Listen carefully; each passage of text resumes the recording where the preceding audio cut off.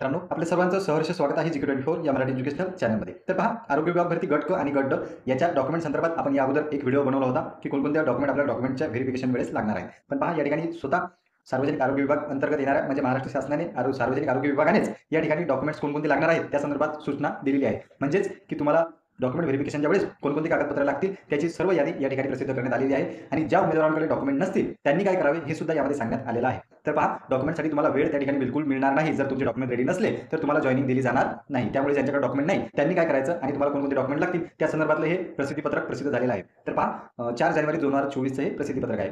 तुम्ही पाहू शकता, आरोग्य विभाग भरती गट क संवर्गातील सर्व सेवा भरती 2023 संदर्भातील. तर विषय आहे याचा कागदपत्र तपासणी. तर आपण इतर माहिती पाहणार नाही आहोत. डायरेक्ट आपण जे महत्त्वाचे पॉईंट आहेत ते कव्हर करू जेणेकरून तुमचा वेळ हा जाणार नाही. त्यानंतर पहा, गुणवत्तेने निवड यादीत स्थान मिळवणाऱ्या सर्व संबंधित उमेदवारांना याद्वारे आगाऊ सूचित करण्यात येते की त्यांनी कागदपत्रे तपासणीकरिता सोबतच्या तक्त्यातील शैक्षणिक अहर्तीचे व इतर आवश्यक कागदपत्रे मूळ प्रतीसह साक्षांकित प्रती तयार करून ठेवाव्यात. म्हणजे पहा, एक मूळ बी लागणार आहे आपल्याला आणि त्यासोबत साक्षांकित प्रती म्हणजे झेरॉक्स सुद्धा लागणार आहे. तर या दोन गोष्टी तुम्ही अगोदरच तयार ठेवा. याची सूचना ही पूर्वीच आपल्याला देण्यात येत आहे. त्यानंतर पहा, उमेदवाराची आवश्यकतेनुसार बायोमेट्रिक व्हेरिफिकेशन करण्यात येईल. जर आवश्यकता पडली तर तुमचं बायोमेट्रिक सुद्धा त्या ठिकाणी होईल. त्यामध्ये पहा, हंगामी फवारणी कर्मचाऱ्यांचे केवळ शासन निकषानुसार देण्यात आलेली प्रमाणपत्रे ग्राह्य धरण्यात येतील. ज्यांनी या पदासाठी अर्ज केलेला असेल त्यांच्यासाठी शासनाने जी पात्रता ठरवलेली आहे तीच त्या ठिकाणी ग्राह्य धरण्यात येईल. त्यानंतर पहा, हा सुद्धा एक महत्त्वाचा पॉईंट आहे की तुम्हाला कागदपत्र तपासणीसाठी हे जिल्हा किंवा विभाग स्तरावरच कागदपत्रे तपासण्याची प्रक्रिया होणार आहे. म्हणजे तुम्हाला जास्त दूर जाण्याची गरज नाहीये. जिल्हा किंवा विभाग स्तरावरच पत्र पडताळणीची प्रक्रिया जी आहे ती पूर्ण होणार आहे. त्यानंतर पहा, हे पहा, एक एकदम महत्त्वाचा पॉईंट आहे.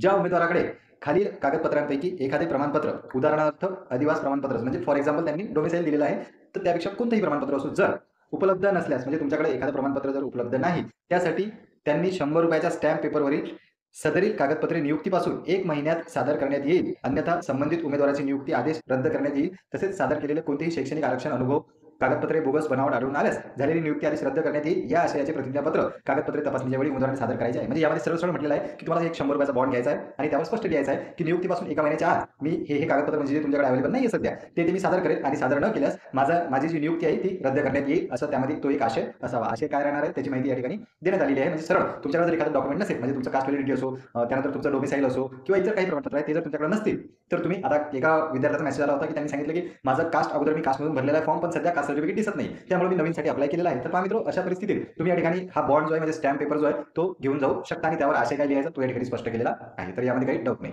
चला वळूया पुढे.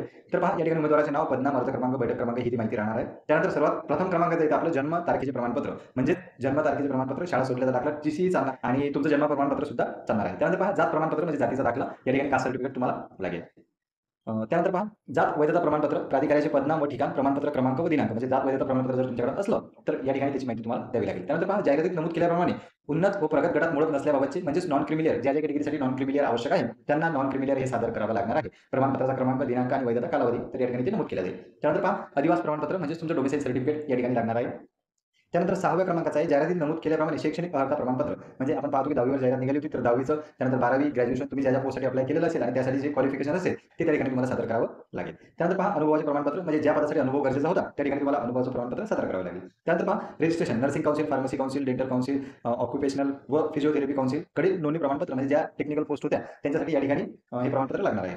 त्यानंतर पहा, मान्यताप्राप्त संस्थेचे शैक्षणिक अर्हता प्रमाणपत्र, म्हणजे MSc CIT ह्या तुम्ही कॉम्प्युटरचे जे कोर्सेस केलेले असतात त्याचे सर्टिफिकेट सुद्धा लागणार आहे. त्यानंतर पहा, समांतर आरक्षण धारकासाठी, म्हणजे जे समांतर आरक्षण धारक आहेत त्यांच्यासाठी ते ज्या प्रवर्गातून मोडतात त्याचं प्रमाणपत्र सादर करणं आवश्यक राहील. त्यानंतर पहा, लहान कुटुंबाचे प्रमाणपत्र, अर्जात नमूद केलेल्या पत्त्यावर राहत असल्याबाबतचा पुरावा, म्हणजे तुम्ही एक ॲड्रेस प्रूफ म्हणून देऊ शकता कोणते डॉक्युमेंट. त्यानंतर स्वतः फोटो असलेले ओळखपत्र, आधार कार्ड आवश्यक. पहा, जर तुमच्याकडे आधार कार्ड तर सर्वांकडे आहेच, पण जर आधार कार्ड नसलं आपल्याकडे तर पॅन कार्ड, वाहन चालवण्याचा परवाना, शासकीय ओळखपत्र, बँकेचे पासबुक किंवा आपलं मतदान कार्ड म्हणजे निवडणूक आयोगाचं ओळखपत्र हे सुद्धा चालणार आहे. त्यानंतर पहा, स्वतःचे पासपोर्ट साईज 2 फोटो. त्यानंतर नाव बदलले असल्यास त्याबाबतचे गॅजेट किंवा विवाहामुळे नाव बदलले असल्यास विवाह प्रमाणपत्र, तर या ठिकाणी मॅरेज सर्टिफिकेट लागणार आहे जर तुमचं मॅरेज नंतर नाव बदललेलं असलं तर महिलांसाठी. तर पहा मित्र, ही होती महत्त्वाची सूचना. यामध्ये त्यांनी अगोदर सांगितलं की तुम्ही तुमचे डॉक्युमेंट तयार ठेवा जेणेकरून जर डॉक्युमेंट व्हेरिफिकेशनची वेळ आली तर तुमची धावपळ होणार नाही. हे सर्व डॉक्युमेंट्स तुम्ही नोट करून घ्या म्हणजे जेणेकरून तुम्हाला जाणार नाही. याची लिंक तुम्हाला डिस्क्रिप्शन बॉक्समध्ये आपल्या मिळून जाईल. त्यामध्ये लिंक थोड्या वेळातच तुम्हाला उपलब्ध होईल. त्यावर जर क्लिक केलं तुम्ही तर ही पूर्ण सूचना जी आहे ती तुमच्याकडे डाउनलोड होऊन जाईल. आणि ज्यांच्याकडे डॉक्युमेंट नाही आहे त्यांनी या ठिकाणी काय करायचं आहे, त्यांनी ₹100 स्टॅम्प जो आहे त्यावर लिहायचा आशय जो आहे तो यामध्येच दिलेला आहे. या आशयानुसार तुम्ही तो तयार करून घ्या जेणेकरून हे भाई तुम्ही पाहू शकता ₹100 स्टॅम्प पेपरवर सदरील आशय जो आहे तो तुम्हाला नमूद करायचा आहे. तर या व्हिडिओमध्ये आपण थांबूया. आणखी काही नवीन अपडेट आल्या ते आपल्या चॅनलवर आपण टाकू. धन्यवाद.